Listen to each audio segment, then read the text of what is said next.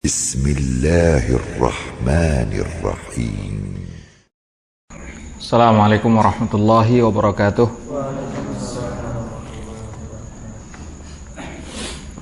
Innal hamdalillah nahmaduhu wa nasta'inuhu wa nastaghfiruh wa na'udzu billahi min shururi anfusina wa min sayyiati a'malina. Man yahdihillahu fala mudilla lahu wa man yudlil fala hadiyalah. Ashhadu an la ilaha illallah wahdahu la syarika lah wa ashhadu anna Muhammadan abduhu wa rasuluh. Allahumma salli ala Muhammad wa ala ali Muhammad kama sallaita ala Ibrahim wa ala ali Ibrahim innaka Hamidum Majid. Ya ayyuhalladzina amanu taqullaha haqqa tuqatih wa la tamutunna illa wa antum muslimun. Ya ayyuhan nasu taqu rabbakumul ladzi khalaqakum min nafsin wahidah wa khalaqa minha zawjaha wa batha minhuma rijalan katsiran wa nisaa'a. Wattaqullaha alladzi tasaaluna bihi wal arham innallaha kana 'alaikum raqiba. Ya ayyuhalladzina amanu taqullaha wa qulu qawlan sadida yuslih lakum a'malakum wa yaghfir lakum dhunubakum wa man yuti'illaha wa rasulahu faqad faza fawzan 'azima. Amma ba'd. Alhamdulillah, puji syukur senantiasa kita panjatkan kepada Allah Subhanahu wa taala atas segala limpahan nikmat dan karunia yang hingga malam ini masih kita rasakan. Kemudian salawat beriring salam semoga senantiasa tercurahkan kepada Nabi Muhammad sallallahu alaihi wasallam. Ikhwatal iman azanillahu wa iyyakum. Insyaallah taala malam hari ini kita lanjutkan kembali kajian kitab Umdatul Ahkam. Yang insyaallah taala kembali kita akan membahas tentang sifat salatul khauf. Al-khauf secara bahasa adalah lawan dari kata al-amnu, yaitu kondisi aman. Al-khauf lawan dari kata al-amnu. Dan yang dimaksud dengan salatul khauf ini adalah salat yang dilaksanakan dalam kondisi yang tidak aman karena khawatir serangan musuh. Jadi salat khauf ini bukanlah salat tersendiri, tidak. Akan tetapi dia adalah merupakan salat yang pelaksanaannya berbeda daripada salat yang dilakukan ketika dalam kondisi aman. Perbedaan ini disyariatkan dan diberikan keringanannya oleh Allah Subhanahu wa taala karena sebabnya ada rasa khawatir akan serangan musuh. Maka Allah Subhanahu wa taala mensyariatkan tata cara tersendiri bagi salat khauf ini. Allah Subhanahu wa taala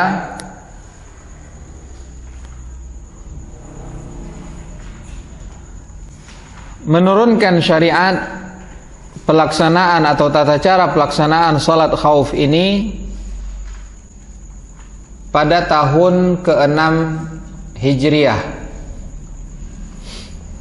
Allah menurunkan syariat tata cara pelaksanaan salat khauf ini pada tahun ke-6 Hijriah. Dan ini adalah peperangan yang pertama yang Rasulullah sallallahu alaihi wasallam melaksanakan salat khauf di waktu itu adalah perang Dzatur Riqa'.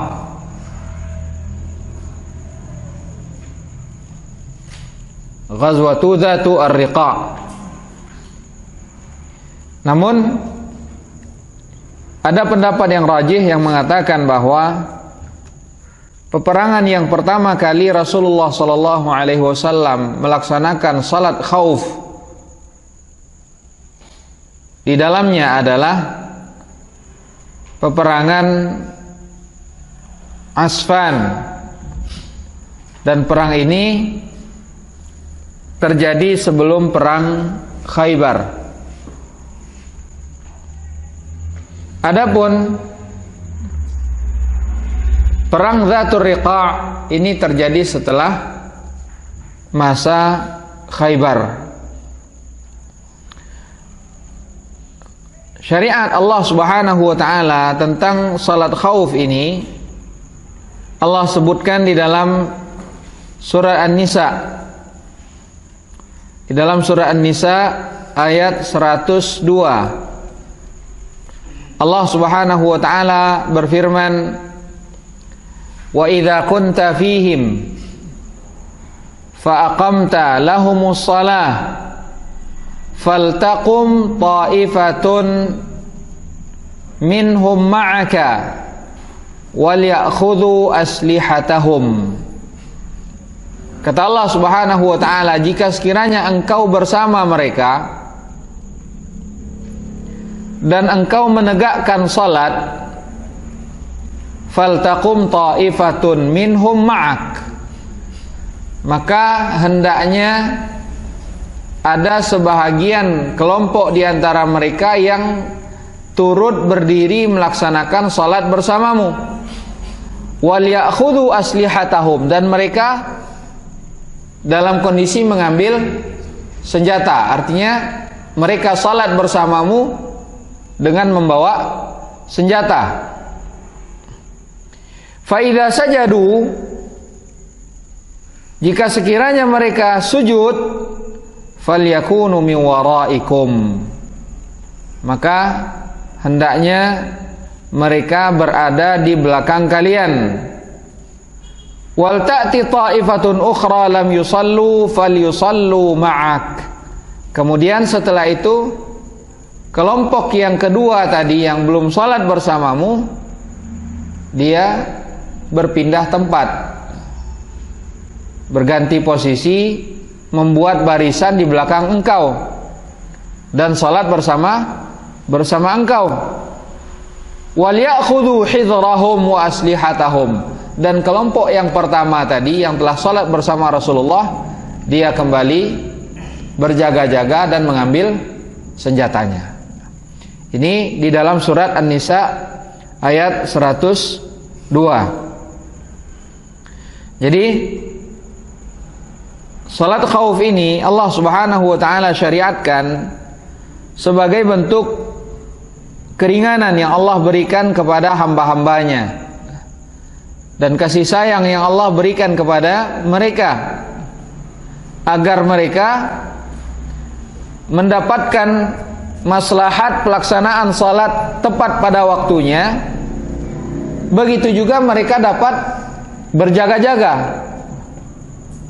berjaga-jaga dalam menghadapi musuh. Dan hal ini menjelaskan kepada kita bahwa salat itu adalah satu syariat yang amat sangat penting, yang hendaknya senantiasa dijaga kewajibannya. Bahkan dalam kondisi yang genting sekalipun, dalam kondisi yang takut sekalipun, Allah Subhanahu wa taala tetap mensyariatkan salat tersebut dilaksanakan secara berjamaah.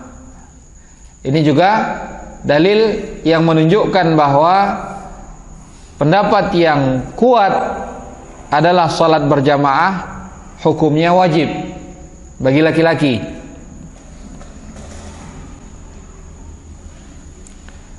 Dan syariat ini juga menunjukkan keutamaan atau kesempurnaan dari agama Islam, di mana Allah Subhanahu wa taala juga menjelaskan tata cara pelaksanaan salat bahkan dalam kondisi khauf sekalipun.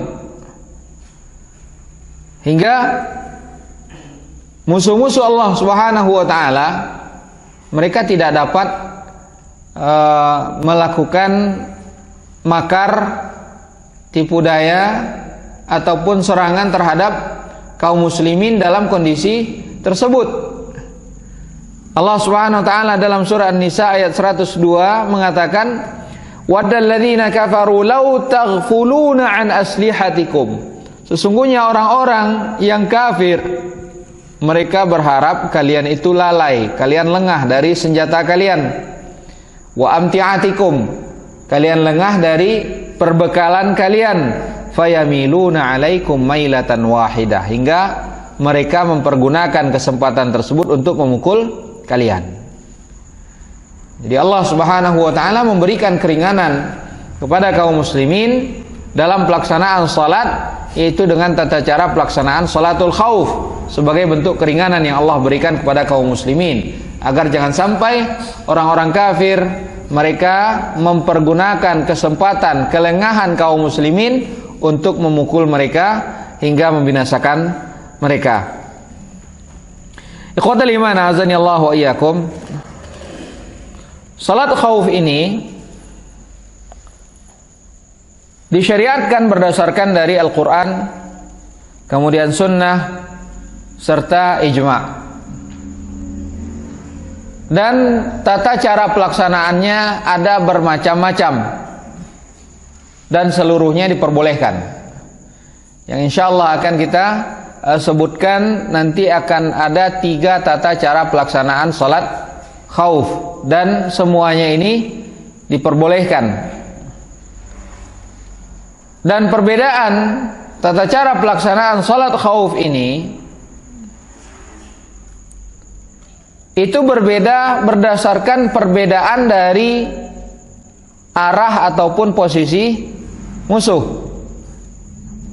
Dan begitu pula melihat seberapa besarnya rasa takut yang dialami. Ini yang menyebabkan perbedaan dari tata cara pelaksanaan salat khauf. Hadis yang pertama yang dibawakan oleh muallif rahimahullahu taala adalah hadis Abdullah bin Umar radhiyallahu anhuma, di mana beliau berkata, "Shalla bina Rasulullah sallallahu alaihi wasallam salatal khaufi fi ba'dhi ayyamihi allati laqiya fiha al-adu."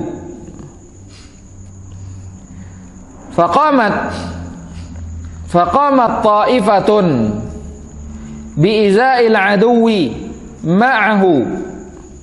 Faqamat ta'ifatun bi'iza'il adu. Faqamat ta'ifatun ma'ahu wa ta'ifatun bi'iza'il adu. Dalam riwayat lain disebutkan, faqamat ta'ifatun bi'iza'il aduwi fasalla billadzina ma'ahu rak'atan. Ini ada perbedaan riwayat. Di dalam sebahagian riwayat disebutkan fasalla atau faqamat ta'ifatun ma'ahu wa ta'ifatun bi'iza'il aduwi fasalla billadzina ma'ahu rak'atan thumma dhahabu. Wa ja'al akharuna fasalla bihim rak'atan wa qadatit ta'ifatani rak'atan. Ini adalah cara pertama dalam pelaksanaan salat khauf, di mana di sini Ibnu Umar radhiyallahu anhuma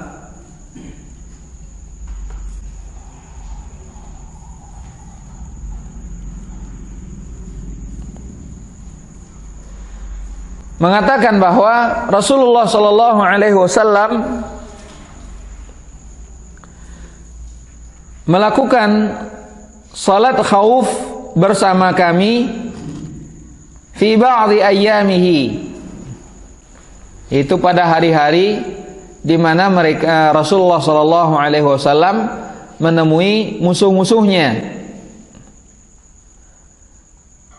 Kata Ibnu Umar radhiyallahu anhuma, faqamat ta'ifatun ma'ahu, maka berdirilah sekelompok jamaah bersama Rasulullah sallallahu alaihi wasallam, dan sekelompok jamaah yang lainnya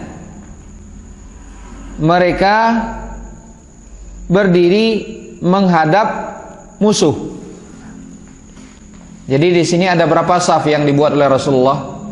Ada 2 saf atau ada 2 kelompok yang dibuat oleh Rasulullah sallallahu alaihi wasallam. Satu kelompok berbaris di belakang Rasulullah sallallahu alaihi wasallam, dan Rasulullah sallallahu alaihi wasallam salat bersama mereka 1 rakaat. Rasulullah salat bersama mereka 1 rakaat. Artinya beliau bertakbir, kemudian melakukan salat 1 rakaat. Setelah selesai sujud, Rasulullah sallallahu alaihi wasallam bangkit untuk rakaat yang keberapa? Rakaat yang kedua. Setelah Rasulullah sallallahu alaihi wasallam bangkit untuk rakaat yang kedua, maka jamaah ataupun kelompok yang tadi salat bersama Rasulullah sallallahu alaihi wasallam, mereka pergi menggantikan posisi jamaah yang pada rakaat pertama tadi mereka berjaga-jaga. Pergi menggantikan posisi jamaah yang pada rakaat pertama tadi mereka berjaga-jaga, dan mereka yang tadi berjaga-jaga di rakaat pertama membuat saf jamaah di belakang Rasulullah sallallahu alaihi wasallam, dan Rasulullah sallallahu alaihi wasallam salat bersama mereka. Rasulullah salatnya saat itu rakaat yang berapa? Rakaat yang kedua. Adapun jamaah yang pertama yang tadi belum salat, itu bagi mereka adalah rakaat pertama. Nah, Rasulullah sallallahu alaihi wasallam di sini kata Ibnu Umar radhiyallahu anhuma, wa ja'al akharuna fa shalla bihim raka'atan. Jadi kelompok yang pertama tadi yang belum salat bersama Rasulullah pada rakaat pertama, mereka datang. Mereka datang dan kemudian Rasulullah salat bersama mereka 1 rakaat pula. Kemudian kata Ibnu Umar, wa qadatit ta'ifatani raka'atan. Artinya pada rakaat kedua ini, ketika telah selesai sujud yang kedua, Rasulullah sallallahu alaihi wasallam melakukan tasyahud. Dan setelah itu beliau salam. Nah, kelompok yang kedua ini mereka kan baru salat berapa? 1 rakaat. Nah, kata Ibnu Umar, wa qadatit ta'ifatan. Jadi mereka yang salat pada gelombang kedua itu bangkit untuk rakaat kedua, mereka sempurnakan sendiri rakaat yang kedua, kemudian mereka salam. Dan begitu pula kelompok yang pertama tadi yang salat bersama dengan Rasulullah sallallahu alaihi wasallam, mereka pun mengqadha 1 rakaat lagi. Jadi setelah yang kedua ini selesai salatnya, maka yang pertama tadi menyempurnakan satu rakaat lagi. Ini cara yang pertama. Jadi Rasulullah melakukan salat berapa rakaat? 2 rakaat. Pada rakaat pertama ada 1 kelompok yang salat bersama Rasulullah. Setelah Rasulullah sallallahu alaihi wasallam bangkit untuk rakaat yang kedua, kelompok yang pertama ini mereka pergi menggantikan posisi kelompok yang dahuluan tadi menjaga orang yang sedang salat menghadapi musuh. Nah, kelompok yang kedua ini salat bersama dengan Rasulullah sallallahu alaihi wasallam. Rasulullah saat itu melaksanakan rakaat kedua, dan bagi mereka itu adalah rakaat pertama. Nah, setelah itu Rasulullah sallallahu alaihi wasallam menyelesaikan salatnya, yaitu beliau hanya salat 2 rakaat, dan kelompok yang kedua ini menyempurnakan sendiri 1 rakaat lagi. Begitu juga dengan kelompok yang pertama tadi. Ini cara yang pertama di dalam pelaksanaan salat khauf. Di sini apa yang dikatakan oleh Ibnu Umar radhiyallahu anhuma, wa qadat at-ta'ifatani rak'atan. Kedua kelompok ini mengqadha masing-masing rakaat yang mereka belum laksanakan. Kelompok pertama yang pertama salat bersama Rasulullah kan masih tersisa satu rakaat yang belum mereka lakukan. Mereka menyempurnakan sendiri. Begitu juga kelompok yang kedua yang juga hanya satu rakaat salat bersama Rasulullah, mereka juga menyempurnakan rakaat kedua secara sendiri. Dan mereka menyempurnakan ini tidak secara bersamaan. Agar apa? Agar tidak ada waktu lengah yang akan dipergunakan oleh musuh untuk menyerang. Jadi bergantian mereka. Yang pertama menyelesaikan rakaat yang kedua terlebih dahulu. Setelah mereka selesai melaksanakan rakaat yang kedua, mereka salam. Baru yang kelompok yang belum melakukan salat untuk rakaat mengqadha rakaat yang kedua ini, mereka melaksanakan rakaat yang kedua. Ini yang pertama.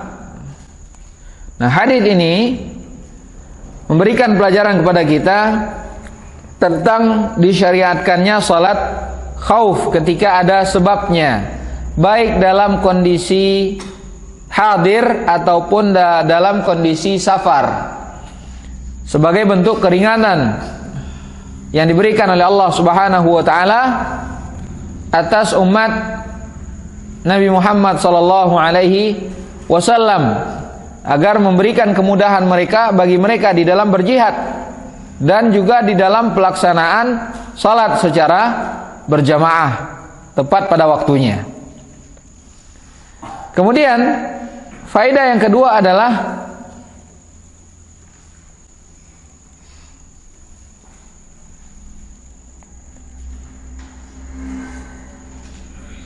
yaitu penjelasan bagaimana tata cara pelaksanaan salat khauf. Jadi di dalam riwayat lainnya disebutkan bahwa Rasulullah sallallahu alaihi wasallam membagi sahabat menjadi dua kelompok. Rasulullah sallallahu alaihi wasallam membagi sahabat menjadi dua kelompok. Satu kelompok salat terlebih dahulu bersama dengan Rasulullah sallallahu alaihi wasallam, dan satu kelompok lainnya itu mereka berjaga-jaga menghadapi musuh. Kemudian Rasulullah salat bersama kelompok yang pertama. Setelah selesai rakaat pertama, kelompok yang pertama ini pergi untuk menggantikan kelompok yang tadi berjaga-jaga, dan kelompok yang tadi berjaga-jaga salat bersama dengan Rasulullah sallallahu alaihi wasallam. Setelah itu Rasulullah sallallahu alaihi wasallam menyelesaikan salatnya, dan setelah selesai beliau salat, maka masing-masing kelompok menyempurnakan rakaat yang tersisa secara tersendiri-sendiri. Kemudian faedah yang ketiga, bahwa gerakan yang banyak untuk maslahat salat atau dalam kondisi darurat itu tidak membatalkan salat. Dapat kita bayangkan kelompok yang pertama tadi, setelah mereka selesai atau setelah Rasulullah SAW berdiri untuk rakaat yang kedua, ketika Rasulullah SAW berdiri untuk rakaat yang kedua, mereka meninggalkan salat dan menggantikan posisi kelompok yang pertama yang berjaga-jaga tadi. Ini tentu membutuhkan gerakan yang banyak atau tidak? Yang banyak. Tentu mereka akan mengambil senjata, mereka kemudian berjalan, kemudian menggantikan kelompok yang pertama. Begitu pula kelompok yang pertama tadi, dia akan berjalan ke belakang safnya Rasulullah SAW, kemudian mereka membuat saf dan salat bersama dengan Rasulullah sallallahu alaihi wasallam. Nah, ini adalah gerakan yang banyak. Namun hal ini tidak membatalkan salat karena untuk maslahat salat sendiri. Kemudian faedah yang keempat adalah yaitu betapa pentingnya melaksanakan salat secara berjamaah tepat pada waktunya, di mana Allah Subhanahu wa taala memberikan izin untuk pelaksanaan salat secara berjamaah dengan kondisi yang tidak seperti biasanya. Allah berikan izin untuk pelaksanaan salat secara berjamaah walaupun dengan tidak cara seperti kondisi biasanya. Ini untuk tetap menjaga salat tersebut agar dapat dilaksanakan secara berjamaah dan juga agar dapat dilaksanakan pada waktunya. Begitu pula faedah yang kelima adalah hadis ini memberikan pelajaran kepada kita agar senantiasa bersikap hati-hati. Bersikap hati-hati terhadap musuh-musuh agama Allah Subhanahu wa taala, yang mana mereka akan senantiasa berupaya mencari-cari kelengahan kaum muslimin. Mereka berupaya untuk senantiasa mencari-cari kesempatan kelalaian kaum muslimin agar mereka pergunakan untuk menghancurkan mereka. Ini hadis yang pertama yang menunjukkan tata cara salat khauf yang pertama yang diajarkan oleh Rasulullah sallallahu alaihi wasallam. Hadis yang kedua, an Yazid ibni Ruman an Salih bin Khawwat bin Jubair amman shalla ma'a Rasulillah sallallahu alaihi wasallam salata dzata ar-riqa' salata al-khauf.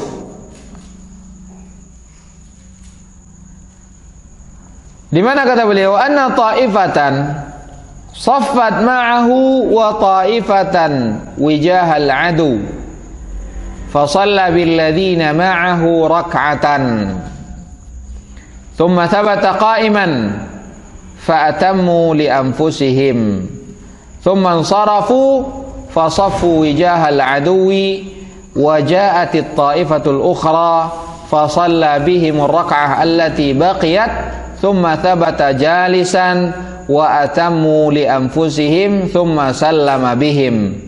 Ar-rajulu alladhi shalla ma'a Rasulillah sallallahu alaihi wasallam huwa Sahal bin Abi Hathmah. Ini adalah hadis yang kedua yang menjelaskan tata cara pelaksanaan salat khauf, yaitu hadis Sahal bin Abi Hathmah. Nah, hadis Sahal bin Abi Hathmah inilah yang pelaksanaannya mirip seperti apa yang Allah sebutkan di dalam surat An-Nisa ayat 102 yang tadi kita bacakan. Yazid bin Ruman, beliau ini dikatakan oleh Al-Hafidh Ibnu Hajar rahimahullahu taala di dalam Taqribut Taqrib, beliau mengatakan bahwa Yazid bin Ruman ini adalah seorang yang thiqah, seorang yang thiqah dari tingkatan kelima. Tingkatan kelima ini maksudnya adalah tingkatan as-sughra minat tabi'in. Itu tabi'in, namun tabi'in yang tingkatannya yang kecil. Siapa itu mereka yang tabi'in yang tingkatan yang kecil? Yaitu yang tabi'in yang kebanyakan riwayat mereka itu kebanyakannya adalah dari tabi'in juga. Hanya sedikit sahabat yang mereka jumpai. Ini adalah sigharu at-tabi'in, di mana tabi'in itu adalah man laqiya as-sahabi mu'minan wa mata 'alal iman. Siapa yang berjumpa dengan sahabat beriman terhadap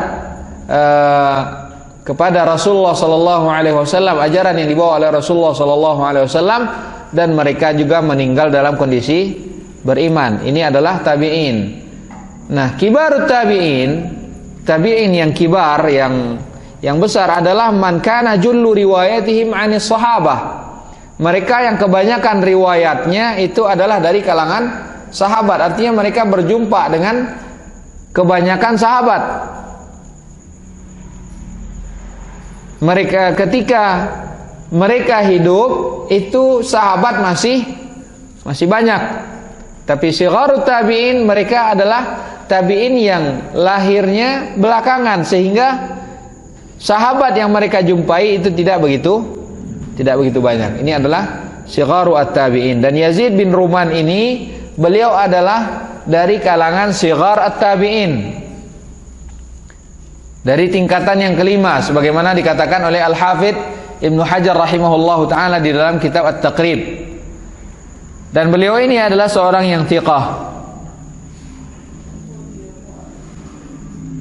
Al-Hafidz Ibnu Hajar rahimahullahu taala beliau mengatakan, wa riwayatuhu an Abi Hurairah mursalah. Nah, ini satu faedah lagi. Satu faedah lagi yang kita dapatkan, bahwa sigharut tabi'in tadi tidak selalu riwayat mereka itu dari kalangan para sahabat. Bisa jadi mereka meriwayatkan pula dari tabi'in, dan tabi'in yang kedua inilah yang meriwayatkan secara langsung dari sahabat.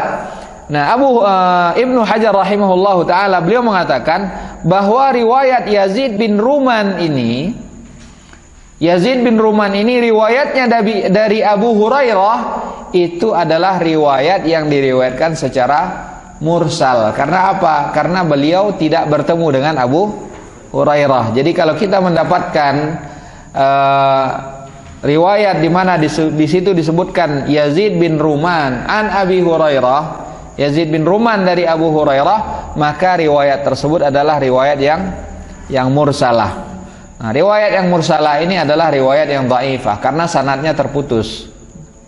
Ini yang mursal. Sebagaimana riwayat mursal juga, dalam pengertian mursal adalah an yaqula tabi'i qala Rasulullah sallallahu alaihi wasallam. Seorang tabi'in mengatakan qala Rasulullah sallallahu alaihi wasallam. Ini adalah riwayat yang mursal. Nah, ini sanadnya terputus. Karena bisa jadi yang terputus itu bukanlah dari kalangan sahabat. Maka dia kalau bukan dari kalangan sahabat, maka kemungkinan dhaifnya di situ ada. Tapi kalau yang mursalnya ini adalah mursal sahabi, artinya seorang sahabat mengatakan qala Rasulullah sallallahu alaihi wasallam, namun sahabat yang mengatakan Rasulullah berkata itu bukan dia yang mendengarkan langsung atau bertemu langsung dengan Rasulullah ketika Rasulullah menyebutkan hadis tersebut, namun dia mendengarkan dari sahabat yang lainnya. Namun sahabat ini tidak menyebutkan sahabat yang mendengarkan secara langsung dari Rasulullah. Ini disebut dengan mursal sahabi. Nah, mursal sahabi ini berbeda hukumnya dengan mursal tabi'in. Kalau mursal tabi'in ini masuk ke dalam kategori hadis yang dhaif. Adapun mursal sahabi dia masuk ke dalam kategori hadis yang makbul, yang dapat diterima. Baik itu tingkatannya hadis yang hasan ataupun hadis yang sahih. Karena apa? Karena sahabat mereka semuanya adalah termasuk ke dalam kategori yang udul, yang adil. Apa pengertian adil di kalangan ulama al-jarh wa ta'dil? Yang dimaksud dengan adil di sini adalah seorang yang muslim, yang baligh, yang berakal, yang ghairu fasiqin, tidak fasik, dan tidak melakukan hal-hal yang dapat merusak wibawa karena melakukan hal-hal yang terkait dengan norma. Dia tidak terkait dengan halal ataupun haram, namun terkait dengan norma adat kebiasaan, di mana ada kalanya sesuatu hal yang dilakukan oleh seseorang itu menurut tradisi yang berlaku di negeri tersebut, itu adalah merupakan satu hal yang merusak apa? Wibawa seseorang, menjatuhkan, merendahkan wibawa seseorang. Nah, dia orang yang adil ini adalah seorang yang muslim, yang baligh, yang berakal, yang tidak fasik, dan begitu pula tidak melakukan hal-hal yang merusak citra wibawa mereka. Ini adalah yang dimaksud dengan adil. Jadi para sahabat mereka semuanya adalah orang-orang yang adil, karena Allah Subhanahu wa taala lah yang memberikan rekomendasi atas mereka. Allah mengatakan radhiyallahu anhum wa radu an. Radhiyallahu anhum, Allah ridha atas mereka, dan begitu pula mereka ridha atas Allah Subhanahu wa taala. Kemudian rawi lainnya di dalam hadis ini adalah Salih bin Khawwat. Salih bin Khawwat bin Jubair An-Nu'man Al-Ausi Al-Madani.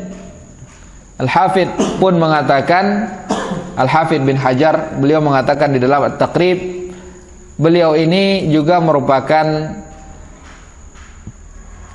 thiqatun minar rabi'ah. Beliau ini dari kalangan sigharut tabi'in juga, namun dari tingkatan yang pertengahan. Jadi lebih tinggi sedikit daripada Yazid bin Ruman tadi, di mana Yazid bin Ruman dari kalangan yang kelima, tingkatan yang kelima, dan Salih bin Khawwat ini adalah dari tingkatan yang keempat.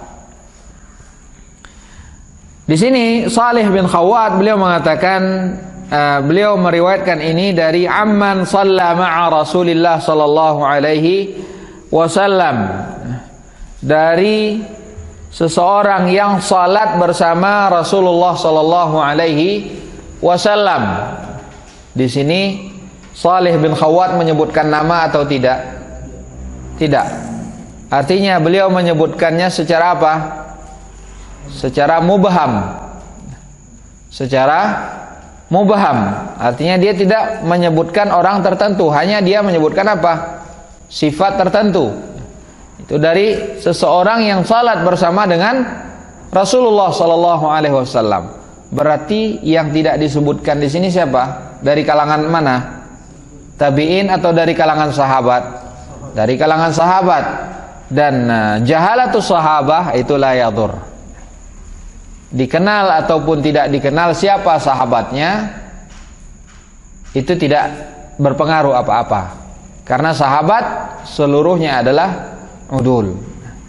Namun kalau sekiranya yang disebutkan secara mubham ini adalah dari kalangan tabi'in atau yang setelahnya, ini yang harus dipertanyakan, karena bisa jadi yang tidak disebutkan namanya tersebut termasuk ke dalam kelompok yang lemah, yang tidak dapat dijadikan sebagai sandaran, hujjah.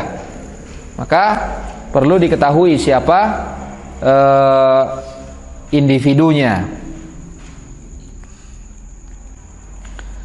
Nah, yang salat bersama dengan Rasulullah sallallahu alaihi wasallam di sini yang dimaksudkan adalah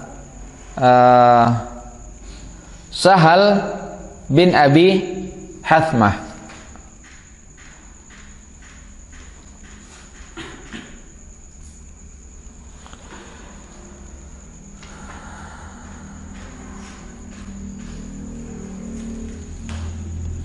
Di sini kata Salih bin Khawwat, dari seseorang yang salat bersama dengan Rasulullah sallallahu alaihi wasallam salata dzata ar-riqa. Kenapa disebut dengan dzatur riqa? Ar-riqa itu kalau secara bahasa, ar-ruqa artinya sobekan-sobekan. Sobekan-sobekan kain itu disebut dengan ruqah. Nah, disebut dengan ghazwatu dzatir riqa, perang dzatur riqa, karena para sahabat radhiyallahu anhum mereka mengikat atau membalut kaki-kaki mereka yang tidak memakai sendal. Jadi untuk melindungi kaki mereka dari sengatan panas atau dari batu-batu ataupun benda-benda tajam lainnya, mereka membungkus kaki mereka dengan kain. Maka disebut dengan dzatu ar-riqa, perang dzatu ar-riqa. Ini menunjukkan betapa kesederhanaan kondisi daripada sahabat radhiyallahu anhum. Mereka bahkan kadang-kadang tidak memiliki sendal. Bahkan kadang-kadang pakaian yang mereka pakai pun hanya satu. Ini menunjukkan betapa zuhudnya para sahabat radhiyallahu anhum. Dan perang Dzatur Riqa ini terjadi pada tahun ke-7. Pada tahun ke-7 Hijriah, setelah perang Khaybar. Ini pendapat yang rajih, yang dikuatkan oleh Al-Imam Al-Bukhari rahimahullahu ta'ala.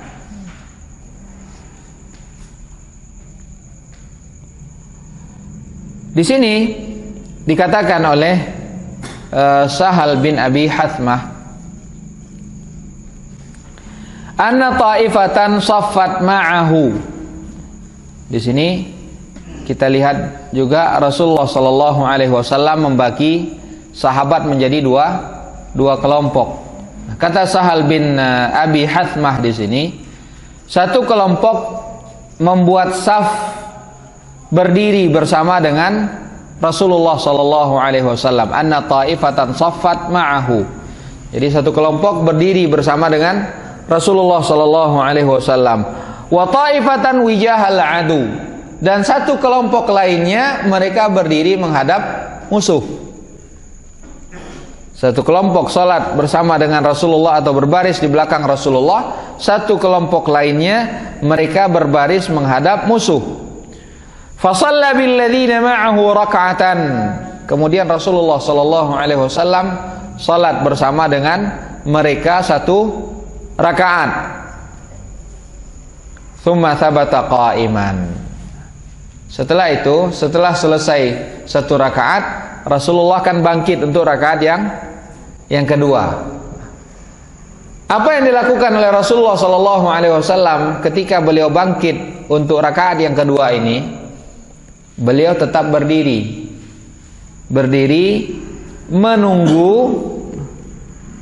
menunggu kelompok pertama yang tadi salat bersama dengan Rasulullah sallallahu alaihi wasallam menyelesaikan rakaat yang kedua. Artinya mereka menyempurnakan sendiri. Rasulullah hanya tetap tegak berdiri. Kelompok yang pertama yang salat bersama dengan Rasulullah, mereka menyelesaikan rakaat kedua secara sendiri, tidak bersama dengan Rasulullah. Namun posisi Rasulullah bagaimana? Rasulullah tetap tegak berdiri. Nah, setelah kelompok yang pertama ini selesai melaksanakan salat, menyelesaikan rakaat yang kedua, mereka salam. Baru setelah mereka salam, mereka pergi menggantikan kelompok yang pertama yang berbaris menghadap musuh. Nah, kelompok yang pertama yang tadi berbaris menghadap musuh, kemudian mereka pun berbaris di belakang Rasulullah. Kan tadi kita sebutkan Rasulullah ketika kelompok yang pertama tadi melaksanakan atau menyempurnakan rakaat yang kedua secara sendiri, Rasulullah tetap tegak berdiri. Nah, setelah mereka selesai, kelompok yang pertama yang tadi menghadapi musuh itu berbaris di belakang Rasulullah dan mereka pun salat bersama dengan Rasulullah sallallahu alaihi wasallam. Saat itu Rasulullah sallallahu alaihi wasallam melaksanakan untuk rakaat yang keberapa? Rakaat yang kedua. Yang kelompok yang bersama dengan Rasulullah saat Rasulullah melaksanakan rakaat yang kedua ini, mereka melakukan rakaat yang keberapa? Pertama, ya kan? Nah, ketika Rasulullah sallallahu alaihi wasallam sujud, kemudian duduk antara dua sujud, kemudian beliau sujud lagi, kemudian beliau bangkit, seharusnya Rasulullah saat itu melakukan apa? Tasyahud, kan? Karena sudah rakaat yang kedua, seharusnya Rasulullah tasyahud. Namun di sini coba perhatikan apa yang dilakukan oleh Rasulullah sallallahu alaihi wasallam. Dikatakan, Thumma sarafu fasaffu wijahal adu wa ja'at at-ta'ifatul ukhra fa shalla bihim ar-rak'ah allati baqiyat thumma thabata jalisan. Di sini disebutkan ketika Rasulullah salat bersama dengan mereka, ketika Rasulullah sudah pada rakaat yang kedua, ketika hendak melaksanakan tasyahud, Rasulullah tidak langsung tasyahud, tapi beliau duduk menunggu dulu. Menunggu kelompok yang kedua ini menyelesaikan, mereka baru satu rakaat kan? Kelompok yang kedua baru satu rakaat. Nah, Rasulullah tetap duduk menunggu kelompok yang kedua ini menyelesaikan rakaat yang kedua. Nah, ketika mereka nanti sudah duduk untuk tasyahud, baru Rasulullah bertasyahud bersama dengan mereka, dan kemudian Rasulullah salam bersama dengan mereka. Ini cara pelaksanaan yang kedua. Bedanya apa dengan yang pelaksanaan yang pertama tadi? Hah? Kalau yang pertama, kelompok pertama setelah rakaat pertama mengakhiri kelompok yang kedua yang menghadap pada musuh, dan mereka melanjutkan sesudah melanjutkannya sendiri-sendiri. Kalau untuk kelompok yang cara yang kedua, kelompok pertama melanjutkan berjabat pada musuh dan melanjutkannya sendiri-sendiri. Perbedaannya adalah pada tata cara pelaksanaan yang pertama, Rasulullah tidak menunggu. Rasulullah dalam dua hadis ini, Rasulullah sama-sama sholatnya hanya dua rakaat. Tapi pada hadis yang pertama tadi dijelaskan bahwa Rasulullah tidak menunggu. Jadi Rasulullah sholat pada rakaat pertama dan satu kelompok sholat bersama dengan Rasulullah. Nah, setelah Rasulullah tegak untuk rakaat yang kedua, Rasulullah langsung melanjutkan rakaat yang kedua, dan kelompok yang tadi menjaga, mereka mundur berbaris di belakang dengan Rasulullah Shallallahu Alaihi Wasallam. Di sini Rasulullah tidak menunggu kan? Kalau di hadis yang kedua ini, Rasulullah Shallallahu Alaihi Wasallam menunggu kelompok yang pertama ini menyelesaikan sholatnya terlebih dahulu. Kalau hadis yang pertama tadi, Rasulullah Shallallahu Alaihi Wasallam tidak menunggu. Justru kelompok yang pertama tadi, mereka lah yang terakhir selesai melaksanakan salatnya. Kalau di hadis yang kedua ini, kelompok yang pertama justru dia yang lebih dulu selesai melaksanakan salatnya, karena Rasulullah menunggu mereka selesai dulu. Nah, setelah mereka selesai, mereka menggantikan posisi kelompok yang pertama yang menghadap musuh. Kelompok yang kedua ini mundur untuk berbaris di belakang Rasulullah SAW. Ini perbedaannya. Jadi kalau dalam hadis yang pertama tadi, kelompok yang pertama itulah yang paling terakhir selesai melaksanakan salatnya. Di hadis yang kedua ini, justru kelompok yang pertama yang salat bersama dengan Rasulullah itulah yang lebih dahulu selesai melaksanakan salat.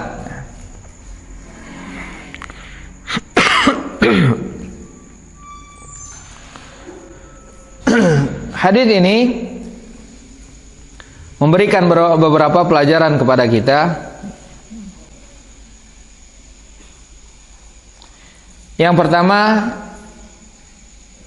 penjelasan tentang disyariatkannya salat khauf, yang mana hal ini menunjukkan tentang betapa pentingnya salat berjamaah dan mengambil sikap hati-hati dari musuh. Kemudian yang kedua adalah penjelasan tentang tata cara lainnya dari salat khauf, di mana secara ringkas tata cara salat khauf dalam yang kedua ini adalah apa? Rasulullah membagi sahabat menjadi dua kelompok, atau seorang pemimpin membagi pasukannya menjadi dua kelompok. Kelompok yang pertama salat bersama dengan imam. Setelah imam selesai melaksanakan rakaat pertama dan bangkit untuk rakaat yang kedua, imam tetap tegak berdiri, dan kelompok yang pertama tadi mereka menyelesaikan rakaat kedua secara sendiri.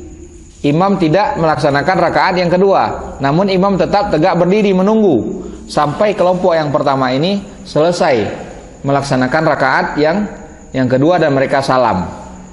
Nah, setelah mereka salam, mereka selesai melaksanakan sholat, mereka menggantikan posisi kelompok pertama tadi yang menjaga musuh, yang menghadap musuh.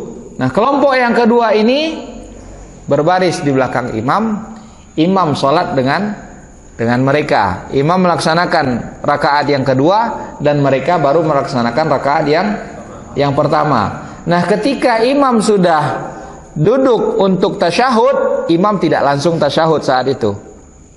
Imam tidak langsung tasyahud. Namun apa yang dilakukan oleh imam? Imam menunggu.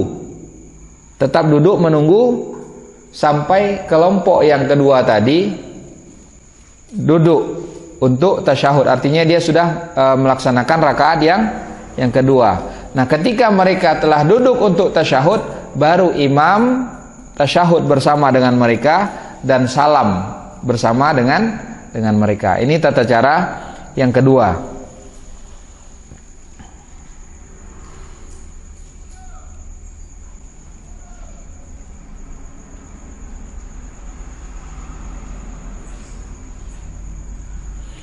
Kemudian faedah yang ketiga,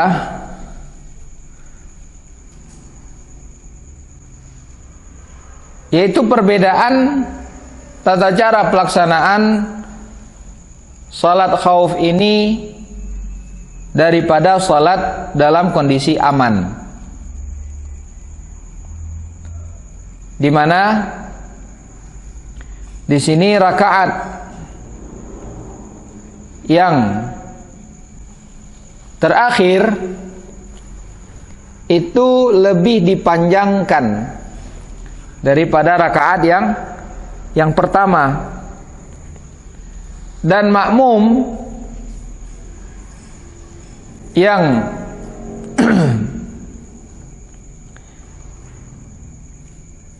yang tertinggal sesuatu dari bahagian salat bersama dengan imam, mereka menyempurnakan hal-hal yang mereka luputkan bersama dengan imam itu sebelum imam salam. Artinya mereka salam terlebih dahulu sebelum imam salam. Karena pada hadis yang kedua ini, jamaah yang pertama yang salat bersama dengan Rasulullah SAW, mereka terlebih dahulu salam sebelum Rasulullah salam. Karena Rasulullah SAW menunggu mereka melaksanakan rakaat yang kedua, kemudian mereka salam. Kemudian hadis ini juga memberikan pelajaran bahwa makmum itu diperbolehkan untuk menyelisihi imam untuk alasan uzur yang seperti yang tadi sudah disebutkan, yaitu uzur al-khauf. Jadi ketika ada uzur seperti ini, seorang makmum itu boleh menyelisihi imamnya, di mana makmum terlebih dahulu salam di sini sebelum imam salam.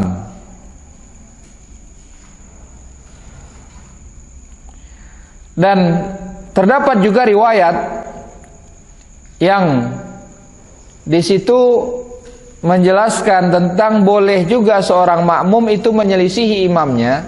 Seorang makmum boleh salam sebelum imam dalam kondisi yang lebih ringan dibandingkan dengan kondisi khauf ini, dalam perang ini, yaitu dalam kisah Mu'adz bin Jabal radhiyallahu an ketika beliau menjadi imam bersama kaumnya, di mana saat itu Mu'adz bin Jabal radhiyallahu an memanjangkan rakaat.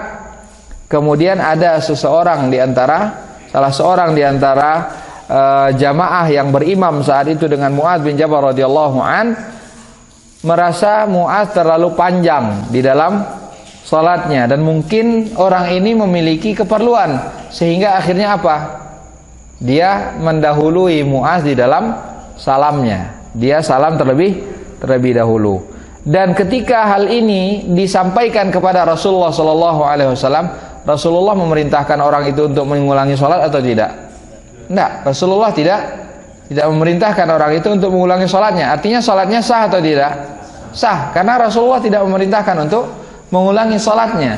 Nah, ini juga menunjukkan bahwa dalam kondisi seperti ini, misalkan ada kondisi yang seseorang awalnya dia sholat bersama dengan imam, kemudian ada kondisi tertentu yang membuat dia tidak dapat menunggu untuk sholat bersama dengan imam secara panjang, karena ada satu kondisi yang mendesak yang mengharuskan dia untuk segera selesai dari sholatnya, sehingga dia salam sebelum imam salam. Nah, ini juga diperbolehkan. Ini hadis yang kedua yang menunjukkan tata cara kedua dalam pelaksanaan sholat khauf. Hadis yang ketiga, An Jabir bin Abdullah Al-Ansari radhiyallahu anhu. An Jabir bin Abdullah Al-Ansari radhiyallahu anhuma annahu qala syahidtu ma'a Rasulillah sallallahu alaihi wasallam salata al-khawfi fasafafna saffaini khalfa Rasulillah sallallahu alaihi wasallam wal adu bainana wa bainal qiblah fakabbara an-nabi sallallahu alaihi wasallam وكبرنا جميعا ثم ركع وركعنا جميعا ثم رفع رأسه من الركوع ورفعنا جميعا ثم انحدر بالسجود والصف الذي يليه وقام الصف المؤخر في نحر العدو فلما قضى النبي صلى الله عليه وسلم السجود وقام الصف الذي يليه انحدر الصف المؤخر بالسجود وقاموا ثم تقدم الصف المؤخر وتأخر الصف المقدم ثم ركع النبي صلى الله عليه وسلم وركعنا جميعا ثم رفع رأسه من الركوع فرفعنا جميعا ثم انحدر بالسجود والصف الذي يليه الذي كان مؤخرا في الركعة الأولى فقام الصف المؤخر في نحر العدو فلما قضى النبي صلى الله عليه وسلم السجود والصف الذي يليه انحدر الصف المؤخر بالسجود فسجدوا ثم سلم النبي صلى الله عليه وسلم وسلمنا جميعا قال جابر كما يصنع حرسكم هؤلاء بأمرائكم ذكره مسلم بتمامه وذكر البخاري طرفا منه وأنه صلى صلاة الخوف مع النبي صلى الله عليه وسلم في الغزوة السابعة غزوة ذات الرقاع.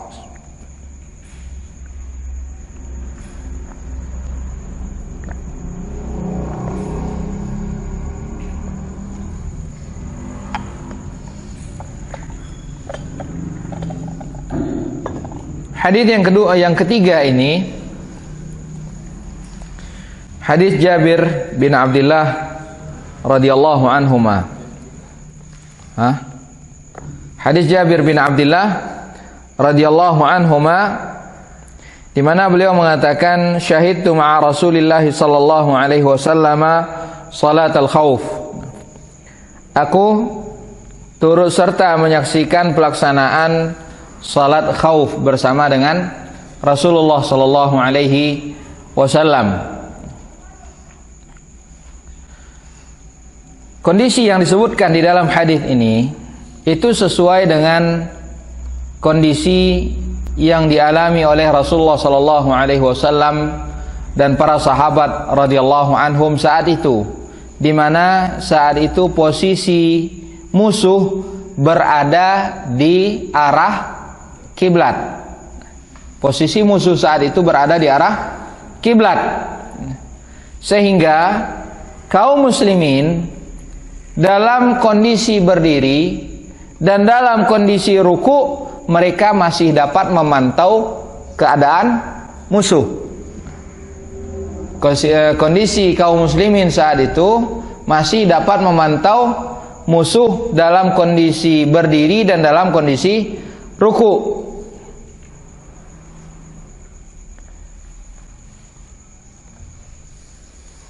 Oleh karena itulah di sini kata Jabir radhiyallahu anhuma, kami membuat 2 saf di belakang Rasulullah sallallahu alaihi wasallam. Wal aduwwu bainana wa bainal qiblah, dan posisi musuh adalah antara kami dan antara kiblat. Artinya musuh saat itu berada di posisi arah kiblat. Fakabbara Nabi sallallahu alaihi wasallam, maka kemudian Rasulullah melakukan takbiratul ihram. Rasulullah bertakbir, wa kabbarna jami'an, dan kami semuanya juga turut bertakbir. Artinya saf yang pertama, begitu juga saf yang kedua. Kami semuanya turut bertakbir. Nah, kalau kita perhatikan di sini perbedaan dengan hadis yang pertama dan hadis kedua apa? Kalau hadis pertama dan hadis kedua, yang salat bersama dengan Rasulullah hanya satu kelompok saja. Tapi pada hadis Jabir bin Abdullah ini, kedua kelompok mereka mengawali salat bersama-sama dengan Rasulullah sallallahu alaihi wasallam. Bahkan ketika ruku pun mereka juga sama-sama ruku bersama dengan Rasulullah sallallahu alaihi wasallam. Hanya saja setelah mereka i'tidal dan Rasulullah sujud, yang sujud hanya saf yang pertama, yang berada pas di belakang Rasulullah sallallahu alaihi wasallam. Ini yang sujud. Saf yang kedua, apa yang mereka lakukan? Mereka berdiri mengawasi musuh. Kata Jabir, "Tsumma rafa'a ra'sahu minar ruku'." Kemudian Rasulullah mengangkat kepalanya dari ruku untuk i'tidal. Wa rafa'na jami'an, dan kami pun bersama-sama melakukan i'tidal. Tsumma hadara bis sujud. Kemudian Rasulullah sallallahu alaihi wasallam turun sujud. Begitu juga saf yang berada persis di belakang beliau juga langsung turun sujud. Wa qama as-saful muakharu fi nahril adu, dan saf yang kedua mereka tetap berdiri menghadap musuh. Falamma qada Nabi sallallahu alaihi wasallam as-sujuda wa qama as-saful ladzi yali, ketika Rasulullah sallallahu alaihi wasallam telah selesai melaksanakan sujud dan saf yang berada persis di belakangnya Rasulullah sallallahu alaihi wasallam telah tegak berdiri, artinya ini masuk rakaat yang keberapa? Rakaat yang kedua. Nah, in hadara saful muakharu bis sujudi wa qamu. Saf yang kedua tadi yang mereka belum sujud, mereka turun sujud. Kapan mereka itu turun sujud? Ketika saf yang tadi persis berada di belakang Rasulullah sudah tegak berdiri untuk melaksanakan rakaat yang kedua. Baru saf yang di belakang tadi mereka turun sujud. Setelah mereka selesai sujud, kemudian duduk di antara dua sujud, kemudian sujud lagi, mereka berdiri. Apa yang mereka lakukan setelah itu? Tsumma taqaddama as-saful muakharu wa ta'akhkhara as-saful muqaddam. Saf yang kedua tadi, yang posisinya tadi di barisan yang kedua, mereka maju menjadi barisan yang pertama. Kalau tadi posisi mereka di barisan kedua, tidak berada persis di belakang Rasulullah, pada rakaat kedua mereka maju sehingga posisinya menjadi saf yang persis berada di belakang Rasulullah sallallahu alaihi wasallam. Dan yang tadi yang berada persis di belakang Rasulullah sallallahu alaihi wasallam pada rakaat pertama, apa yang mereka lakukan? Mereka mundur menjadi saf yang kedua. Thumma taqaddama as-safful muakhar wa ta'akhkhara as-saffu al-muqaddam. Thumma raka'a an-nabi sallallahu alaihi wasallam. Jadi di sini Rasulullah sallallahu alaihi wasallam ketika saf yang kedua tadi melaksanakan sujud sampai mereka berdiri, Rasulullah menunggu juga. Kemudian setelah Rasulullah sallallahu alaihi wasallam salat pada rakaat yang kedua, ketika Rasulullah sallallahu alaihi wasallam ruku pada rakaat yang kedua, kata Jabir, "Tsumma raka'an Nabi sallallahu alaihi wasallam wa raka'na jami'an." Rasulullah pada rakaat yang kedua ini kemudian beliau ruku lagi dan kami pun ruku bersama dengan Rasulullah sallallahu alaihi wasallam. "Tsumma rafa'a ra'sahu min ar-ruku' fa rafa'na jami'an." Kemudian Rasulullah pun i'tidal dan kami pun i'tidal mengikuti Rasulullah, kami semuanya. Shaf pertama dan shaf yang kedua. Tsumman hadara bis-sujudi wa shaful ladzi yali. Kemudian Rasulullah turun sujud. Begitu juga shaf yang persis berada di belakang Rasulullah sallallahu alaihi wasallam. Di mana shaf yang persis berada di belakang Rasulullah sallallahu alaihi wasallam ini pada rakaat pertama, mereka ini adalah di barisan shaf yang keberapa? Shaf yang kedua. Pada rakaat yang kedua mereka maju menjadi shaf yang pertama. Jadi ketika Rasulullah sallallahu alaihi wasallam sujud, mereka pun sujud bersama dengan Rasulullah sallallahu alaihi wasallam. Dan shaf yang kedua mereka berdiri memantau posisi musuh. Nah, jadi kalau kita melihat di sini, masing-masing shaf itu mendapatkan giliran untuk sujud bersama dengan Rasulullah sallallahu alaihi wasallam. Thumma hadara bis-sujudi was-saffu alladhi yalih alladhi kana mu'akhkharan fi ar-rak'ati al-ula faqama as-saffu al-mu'akhkharu fi nahri al-'adu. Falamma qada an-nabi sallallahu alaihi wasallam as-sujuda was-saffu alladhi yalih. Setelah Rasulullah selesai melaksanakan sujud, begitu juga saf yang tepat berada di belakang Rasulullah juga selesai melaksanakan sujud, barulah saf yang kedua yang tadi mereka berdiri mengawasi musuh, barulah mereka turun sujud.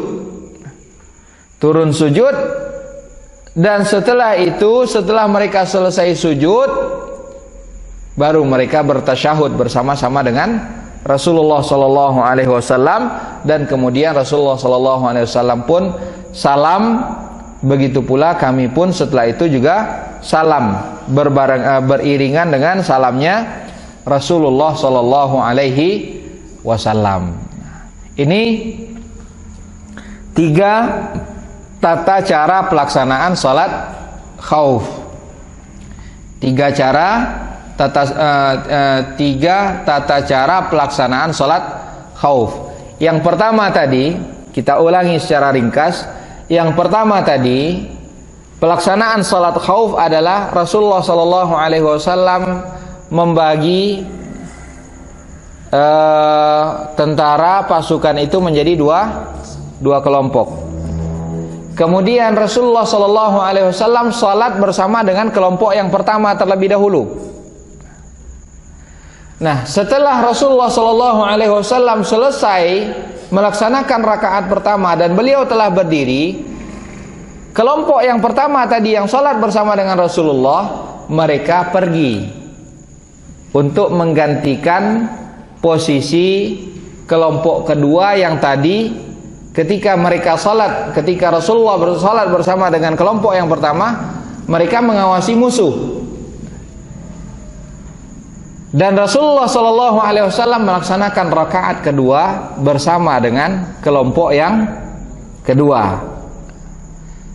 Nah, setelah Rasulullah sallallahu alaihi wasallam melaksanakan rakaat yang kedua ini, beliau juga langsung tasyahud dan langsung salam. Setelah Rasulullah sallallahu alaihi wasallam salam, maka kelompok kedua yang tadi salat bersama Rasulullah, mereka tegak untuk menyempurnakan rakaat yang kedua. Setelah mereka selesai melaksanakan rakaat yang kedua dan mereka salam, barulah kelompok yang pertama tadi itu mengqadha rakaat yang kedua. Jadi masing-masing mengqadha masing-masing rakaat yang mereka tinggalkan. Ini yang pertama. Yang kedua, tata cara yang kedua bagaimana? Rasulullah Shallallahu Alaihi Wasallam tetap membagi pasukan itu menjadi dua kelompok. Kemudian Rasulullah Shallallahu Alaihi Wasallam salat bersama dengan kelompok yang pertama. Setelah Rasulullah Shallallahu Alaihi Wasallam selesai melaksanakan rakaat pertama, Rasulullah bangkit untuk rakaat yang kedua.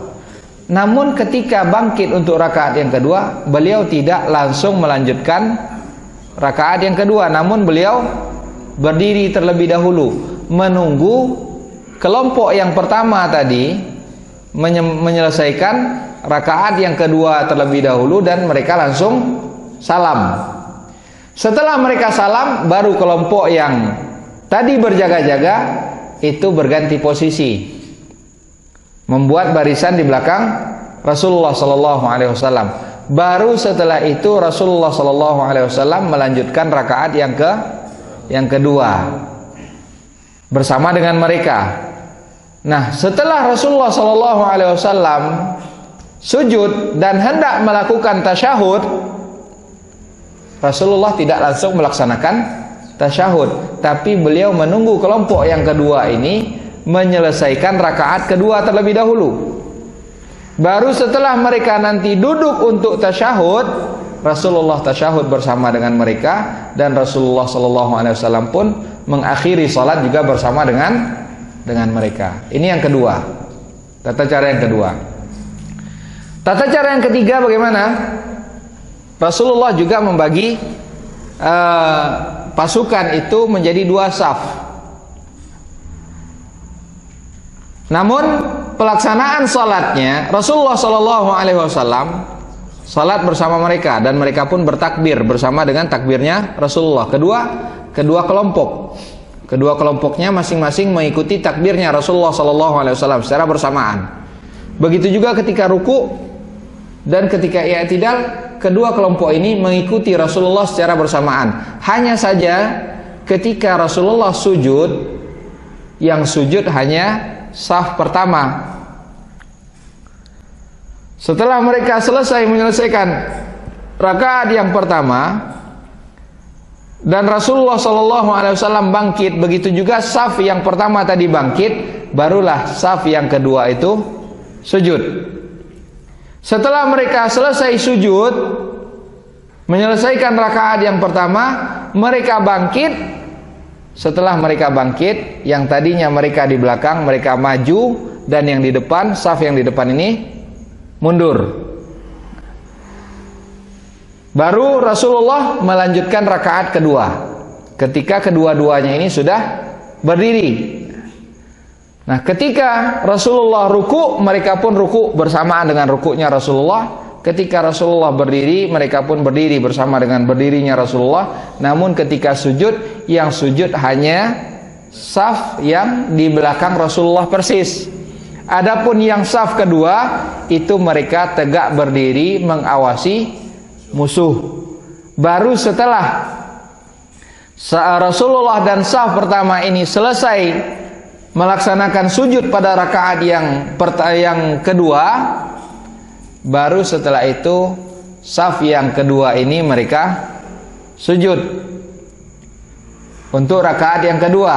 Nah, setelah mereka selesai sujud, setelah semuanya sama-sama duduk, maka barulah Rasulullah Shallallahu Alaihi Wasallam bertasyahud secara bersamaan dengan mereka, dan Rasulullah mengakhiri salat juga secara bersamaan. Nah, ini 3 tata cara pelaksanaan salat khauf, dan semuanya ini diperbolehkan. Semuanya ini diperbolehkan berdasarkan bagaimana kondisi kekhawatiran saat itu. Kalau memang sangat mengkhawatirkan, kalau kita lihat dari 3 tata cara ini, mana kira-kira kondisi yang lebih ringan resikonya? Kondisi yang ketiga, karena 2 kelompok ini, saf ini sama-sama salat bersama dengan Rasulullah Sallallahu Alaihi Wasallam. Ikhwatal iman azani Allah wa iyyakum. Untuk malam hari ini kita cukupkan dengan pembahasan salat khauf ini. Kita sudah menjelaskan 3 tata cara pelaksanaan salat khauf. Insyaallah taala pada pertemuan yang akan datang kita lanjutkan dengan pembahasan berikutnya, yaitu terkait dengan Kitabu Al-Janaiz, dan ini adalah merupakan satu pembahasan yang sangat penting sekali terkait dengan penyelenggaraan jenazah, dan ini sangat penting sekali kita ketahui karena masing-masing di antara kita kullu nafsin dha'iqatul maut. Masing-masing pasti akan mengalami kematian, dan hendaknya masing-masing di antara kita mengetahui apa saja hal-hal yang harus kita lakukan, kita persiapkan ketika ada misalkan kerabat kita yang meninggal, atau saudara kita yang meninggal, atau tetangga kita yang meninggal. Maka tentu yang lebih utama untuk menyelenggarakannya adalah mereka yang mengetahui bagaimana tata cara penyelenggaraan jenazah tersebut. Mudah-mudahan Allah Subhanahu wa taala senantiasa memberikan keberkahan kepada kita. Ja'alanallahu wa iyyakum mimman yastami'ul qawla fayattabi'u ahsanah. Wa sallallahu ala nabiyyina Muhammad wa ala alihi wa sahbihi wasallam.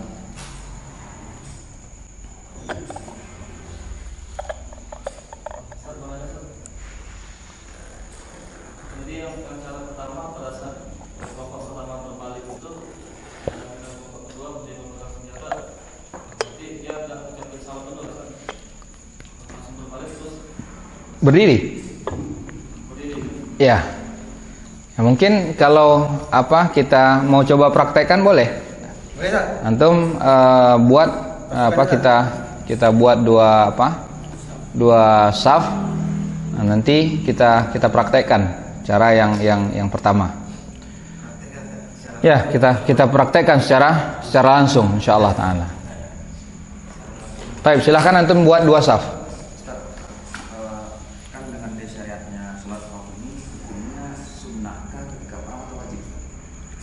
Ini menunjukkan kewajiban sholat secara berjamaah.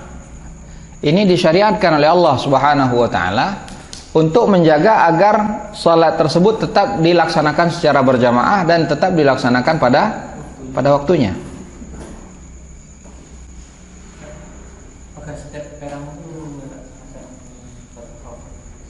Tidak mesti. Karena ya tentu berbeda kondisinya. Kondisi takut ini ketika musuh itu dekat, sudah benar-benar di hadapan kita, atau ketika misalkan kondisi musuhnya di pangkalan dia tapi dalam kondisi perang, tentu tidak sama. Jadi pelaksanaan salat khauf ini terkait dengan seberapa besar resiko yang akan dihadapi. Kalau semakin besar resikonya, maka akan semakin besar keringanan yang akan diberikan oleh Allah SWT. Jadi tidak mesti. Dalam perpindahan itu sendiri tentu kita nggak bisa juga ngomong saja atau berbisik sama udah beres gitu kan, juga ucapan. Ya mungkin dibolehkan hanya isyarat saja. Isyarat itu dibolehkan. Kalaupun memang misalkan di situ diharuskan ada pembicaraan, maka itu semuanya untuk maslahat salat, dan itu diperbolehkan. Seperti halnya dalam dahulu pembahasan terkait dengan sujud sahwi. Mungkin antum masih ingat terkait dengan kisah Dzul Yadain yang bertanya kepada Nabi SAW, aqasuratis shalah ya Rasulullah am nasid? Apakah salat itu dipendekkan atau engkau lupa ya Rasulullah? Itu kan Rasulullah sudah salam, tapi salat kan belum selesai saat itu. Namun Dzul Yadain sudah ngomong bersama dengan Rasulullah SAW. Namun pembicaraan ini untuk terkait maslahat salat. Nah, Rasulullah SAW mengulangi lagi salatnya atau justru menyempurnakan? Beliau menyempurnakan. Ini menunjukkan bahwa pembicaraan saat itu tidak membatalkan salat. Nah, salat khauf ini apakah berlakunya 2 rakaat untuk masing-masing salat bersama? iya. Salat isya atau salat asar itu kita 2 rakaat. Iya. Artinya salat yang bisa dipendekkan, maka itu dipendekkan.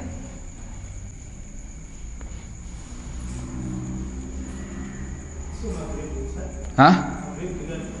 Maghrib enggak? Maghrib tetap 3 rakaat. Tapi biasanya orang perang itu ketika waktu siang, makanya di sini sholat khauf ini kita dapatkan yang di qasar. Kalau maghrib itu kan sudah biasanya sudah jeda sesaat itu perangnya, lanjut lagi besok.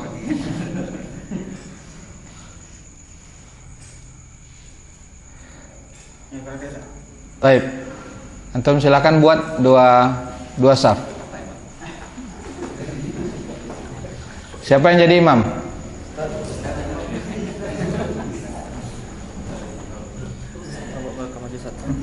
Hah? Baik.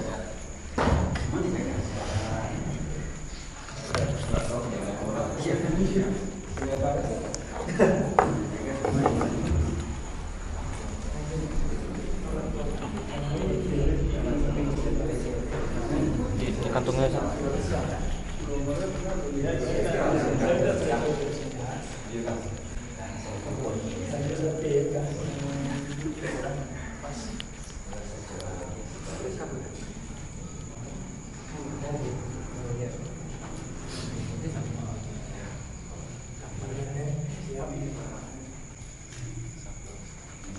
Fadal, yang jadi imam. Nggak apa-apa, nanti kita ini kan, kita arahkan.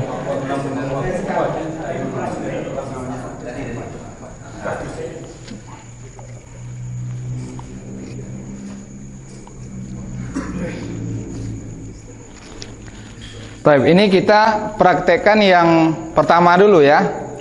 Kalau yang pertama dulu, berarti yang salat hanya satu kelompok saja. Yang kelompok yang lain itu sekarang kita anggap musuhnya di bagian belakang. Musuh di bagian belakang, berarti antum menghadap ke belakang, membuat saf menghadap ke bagian belakang. Silakan antum takbir untuk mulai rakaat pertama. Ya.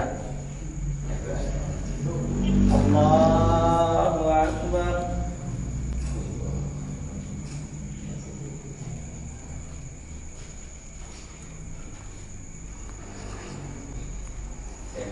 Laksanakan rakaat seperti biasa, rakaat pertama. Allahu Akbar.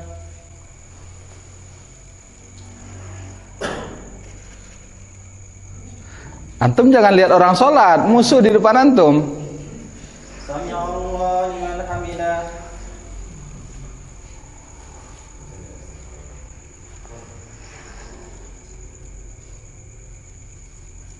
Allahu Akbar.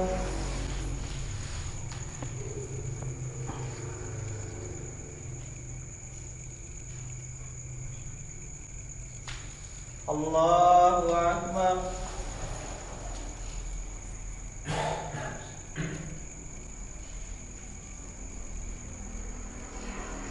Allahu Akbar.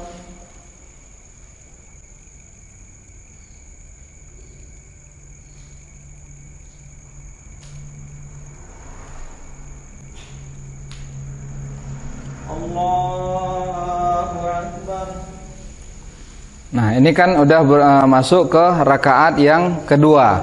Maka antum yang salat pada rakaat pertama ini antum mundur menggantikan posisi yang barisan yang tadi menghadap musuh. Yang menghadap musuh tadi masuk ikut kepada imam. Imam masuk dia rakaat kedua, antum rakaat pertama. Silakan langsung bertakbir, ikutin imamnya.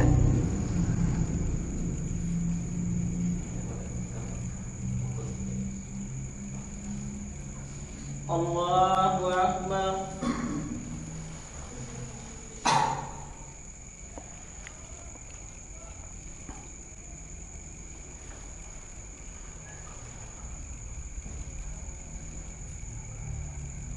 Sami Allah liman hamidah.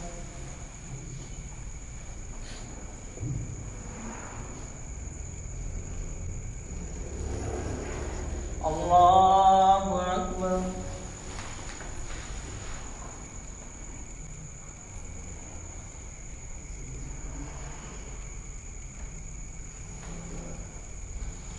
Allahu Akbar.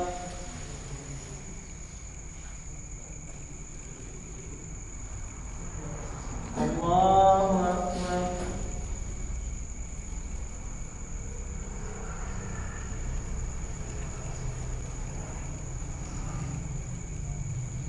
Allahu Akbar.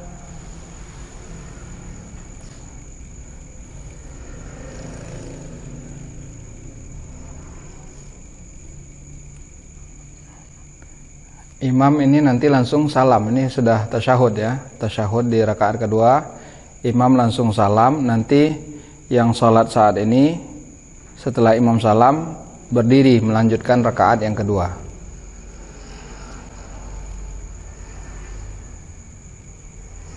Assalamualaikum warahmatullahi.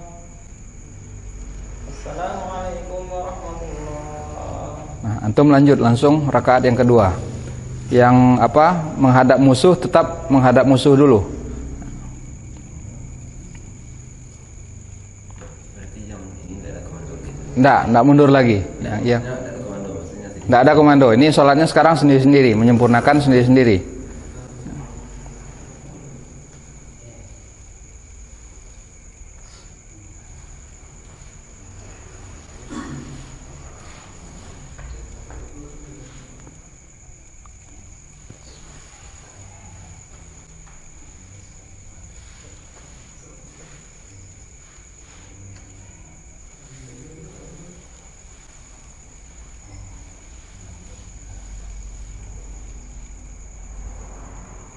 Nah, setelah saf ini salam dan mereka berdiri menggantikan yang tadi menghadap ke musuh. Nah, antum langsung berdiri ke belakang, mundur, menghadap ke musuh dan antum maju lagi untuk mengqadha rakaat yang kedua sendiri-sendiri langsung.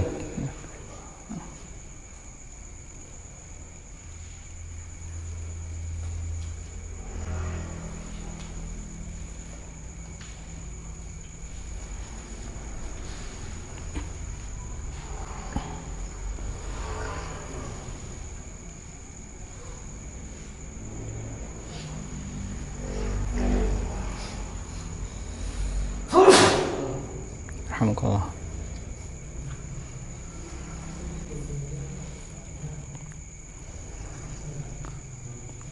Ya, ini cara yang pertama ya.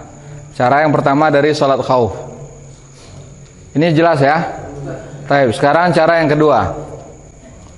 Sama seperti ini, artinya tetap dua kelompok. Kelompok pertama dulu yang sholat. Kelompok yang kedua tetap posisinya mengawasi musuh. Tetap salatnya ini dua kelompok. Satu kelompok salat bersama dengan imam, satu kelompok lagi tetap mengawasi musuh dulu. Musuh sudah kenanya. Ya, musuh arah sana juga.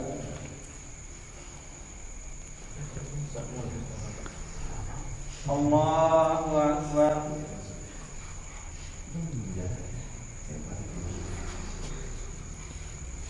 Allahu Akbar.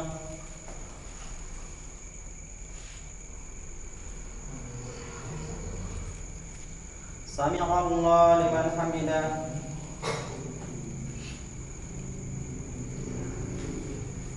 Allahu Akbar.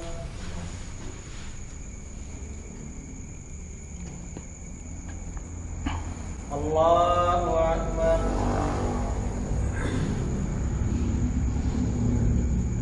Allahu Akbar.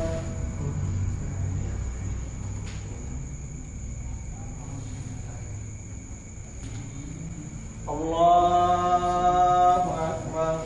Nah, sekarang imam tetap dengan posisi seperti itu. Yang makmum menyempurnakan langsung rakaat yang kedua. Imam tidak menyempurnakan rakaat kedua sekarang. Makmum sendiri-sendiri menyempurnakan rakaat kedua. Imam tetap posisinya berdiri.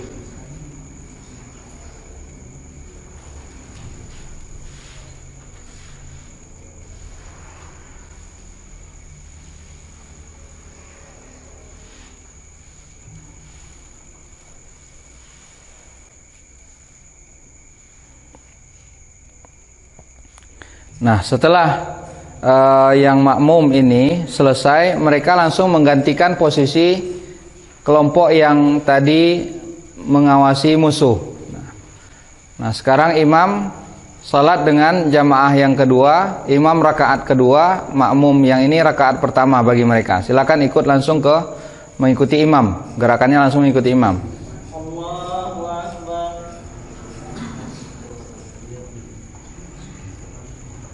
Sami'allahu liman hamidah. Allahu Akbar.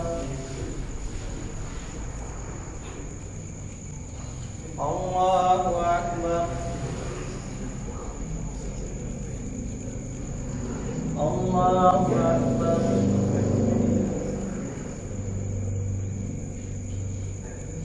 Allahu Akbar. Nah, ini kan bagi imam sudah posisi tasyahud, tapi imam tidak langsung tasyahud. Yang antum, yang makmum langsung berdiri, lanjutkan rakaat yang kedua. Imam menunggu terlebih dahulu. Imam tetap duduk, menunggu jamaah yang di belakang itu sampai mereka duduk tasyahud, baru nanti tasyahud secara bersamaan.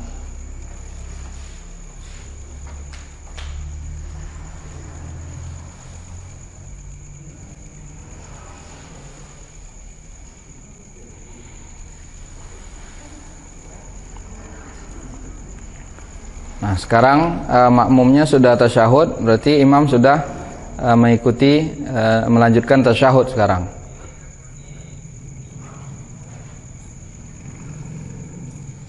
Ya, salam.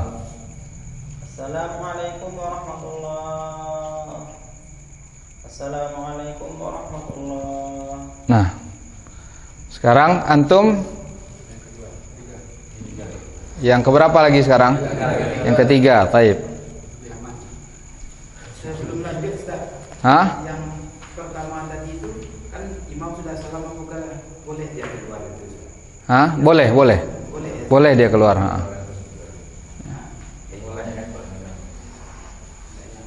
Berarti posisinya terus agak kiblat terus. Apanya? Posisi kita terus menghadap kiblat. Iya, kita sholat menghadap kiblat.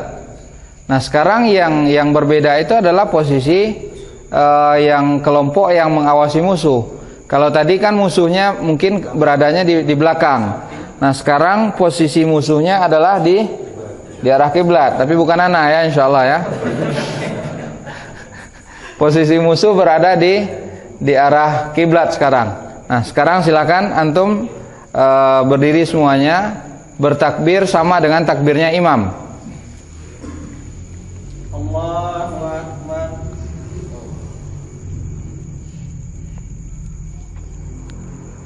Allahu Akbar.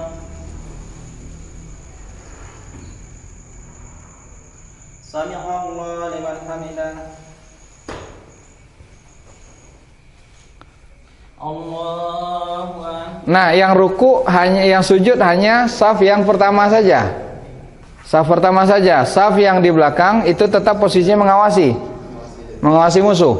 Allahu Akbar.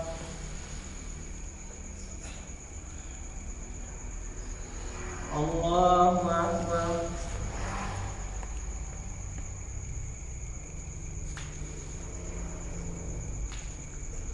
Allahu Akbar. Nah, tetap dengan posisi seperti ini dulu. Yang saf yang di belakang imam ini tetap langsung berdiri. Antum yang di belakang sujud, menyempurnakan rakaat pertama tadi. Sujud seperti biasa. Antum sempurnakan rakaat pertama. Setelah itu antum langsung berdiri. Langsung berdiri, maju. Yang saf pertama ini mundur.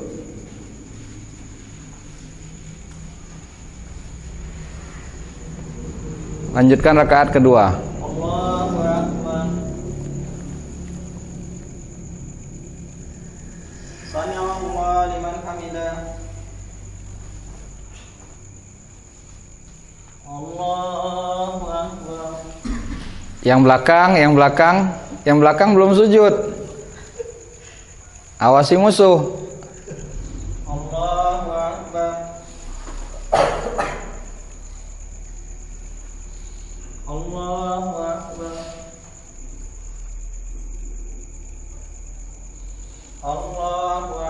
Nah, ketika imam dan makmum di saf pertama ini sudah duduk untuk tasyahud, baru antum sujud.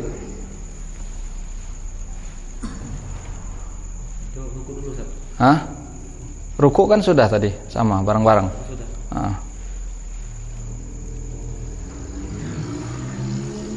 Assalamualaikum warahmatullahi. Nah, baru antum semuanya sama-sama salam dengan imam. Nah, jadi ini cara yang ketiga. Cara yang pertama, cara yang kedua, cara yang ketiga. Di cara yang ketiga ini kedua kelompok itu salat berbarengan dengan imam. Hanya saja ketika imam dan saf yang pertama itu sujud, saf yang kedua di belakangnya itu tetap berdiri. Itu perbedaannya. Awal salatnya dengan akhir salatnya tetap mengikuti imam. Mereka bertakbir sama dengan takbir imam, begitu juga salam mengakhiri salat juga sama dengan salamnya imam. Baik. Ketika imam menunggu apa yang dibaca, Ustaz? Ya boleh mengulangi bacaan tadi. Sama dengan kami juga. Iya. Kalau zaman sekarang tuh perang kan tak tahu kita musuh dari mana. Pakai dan zaman itu gimana? Sesuai zamannya. Ya.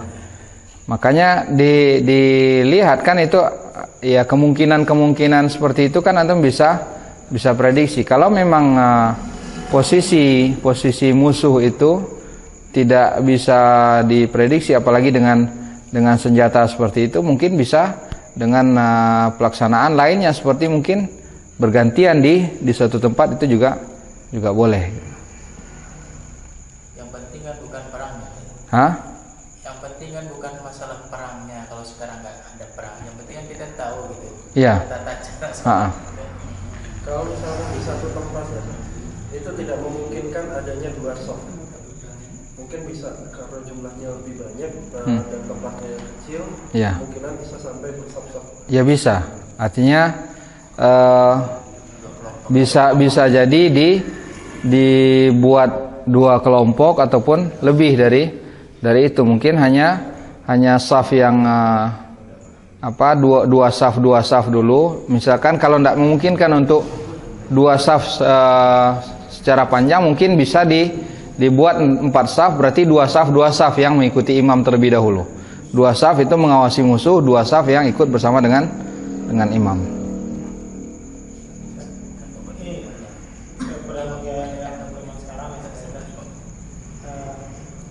Ada nggak dalil misalnya kalau sholat tuh dibikin 2 aja? Ini saya satu, nanti udah selesai ini baru satu kelompok lagi. Ya kalau sekarang kan Allah Subhanahu wa taala menyebutkan fattaqullaha mastata'tum. Bertakwalah kepada Allah Subhanahu wa taala sesuai dengan kemampuan kalian. Kalau memang kondisinya mengharuskan seperti itu, maka lakukan seperti apa yang mampu. Kalau memungkinkan dengan hanya 1 kali pelaksanaan, maka 1 kali pelaksanaan. Tapi kalau memang tidak memungkinkan, fattaqullaha mastata'tum. La yukallifullahu nafsan illa wus'aha. Allah tidak membebankan lebih daripada apa yang di luar batas kemampuan hambanya. Berarti tata cara tadi mungkin dilakukan di saat, kalau cara dulu mungkin saat berkontak, kalau sekarang mungkin saat skirmish nggak mungkin dilakukan di saat. Ya kalau sekarang kan seperti misalkan ada benteng, ada ini kan ya memungkin, artinya dengan adanya benteng tadi memungkinkan musuh itu tidak akan langsung dapat menyerang kita. Jadi kemungkinan itu lebih ringan, resikonya lebih ringan. Jadi kalau misalkan resikonya itu lebih ringan, maka lakukan yang lebih mendekat kepada kondisi aman. Kalau suatu terjadi skirmish, peperangan kecamuk, Ya. untuk sholat masuk, Ustaz. Itu gimana, Ustaz? Apakah diterapkan cara yang 3 cara tadi, atau dibagi ada sholat dulu ini langsung lanjut, atau ditunda sholatnya, Ustaz? Atau dari riwayatnya? Rasulullah Shallallahu Alaihi Wasallam pernah diakhirkan oleh orang-orang musyrikin. Mereka terhalang, tidak dapat melaksanakan sholat asar pada waktunya. baru mereka dapat melaksanakannya ketika telah masuk waktu maghrib. Rasulullah menyebutkan mala Allahu quburahum nara. Beliau menyebutkan mudah-mudahan Allah Subhanahu wa taala memenuhi kuburan mereka dengan api. Karena apa? Karena mereka menyebabkan Rasulullah dan para sahabatnya terlambat melaksanakan salat asar, sehingga mereka melaksanakan salat asar ketika sudah masuk waktu maghrib. Jadi kalau perang berkecamuk tak mungkin rasanya itu boleh itu dasarnya. Ya, fattaqullaha mastata'tum. Takutnya nanti kan dengan adanya salat khauf ini ada yang memahami dipaksakan salat di awal waktu walaupun perang terjadi. Wala tulqu bi aidikum ila tahlukah. Jangan campakkan diri kita kepada kebinasaan. Nah, baik, mudah-mudahan ini bermanfaat. Wassallallahu ala nabiyina Muhammad wa ala alihi wa sahbihi wasallam. Assalamualaikum warahmatullahi wabarakatuh.